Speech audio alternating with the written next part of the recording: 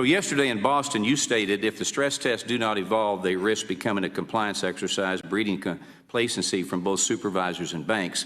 You continue to say that banks will need to be ready not just for expected risks, but for unexpected ones.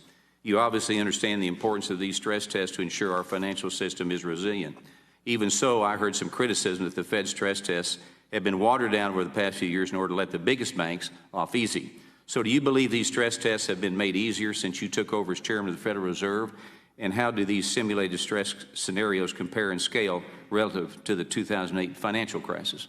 I don't believe we've made them easier. We have no intention of making them easier. We do have the intention of having them evolve, though. I do think we're 10 years into this. I think we've done nine cycles now, and I think there is a risk that if we don't continue to adapt to the markets and to the institutions and to the state of the economy, that they'll become stale and people will get complacent, and you come back in another 10 years and they're not really a factor anymore. They've been a very successful innovation, in maybe the most successful regulatory innovation since the financial crisis, and I think even the banks would agree to that. So we intend them to continue to be strong going forward. Thank you. In February, when you were in front of this committee, I asked you about the labor force participation rate. Even rate over 7 million job openings. As an employer, it's hard to hire people right now. You mentioned some factors keeping this number around 63%, such as a skills gap, poor education, and the opioid crisis. Obviously, the Fed has no control over any of these factors, and we must deal with them here in Congress. With that being said, have you noticed any of these factors improving and getting more people back in the workforce since you were last here in February? I think labor force participation, the labor force participation rate has held up pretty well, and there's a declining trend due to aging in the population. It's at 62.9% now. That's where it was in late 2013. So that's a big gain against the trend. It's a good thing.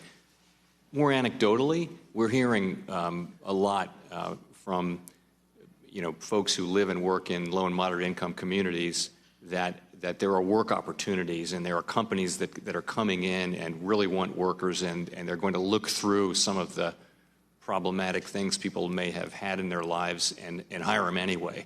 And so we think that's really healthy. And in a tight labor market, if you have a tight labor market that lasts for quite a long time, that's what you're going to get. So we do think that that's a relatively new development and a very positive one. All right, and according to the most recent monetary policy report, consumer spending was down at the beginning of the first quarter, which you touched on earlier this morning, but appears to have picked up. And I can tell you as a business person, we've seen it pick up. So what factors do you see as contributing to this turnaround? I think it's strong job creation. It's wages moving up. It's,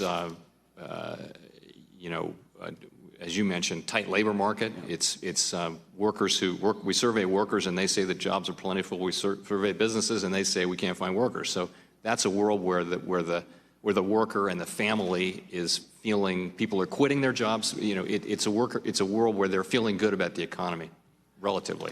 Well, and when you have more jobs and workers, it has a tendency to drive up wages, and we see that on Main Street America. Yeah. Thank you for your service. Appreciate you being here,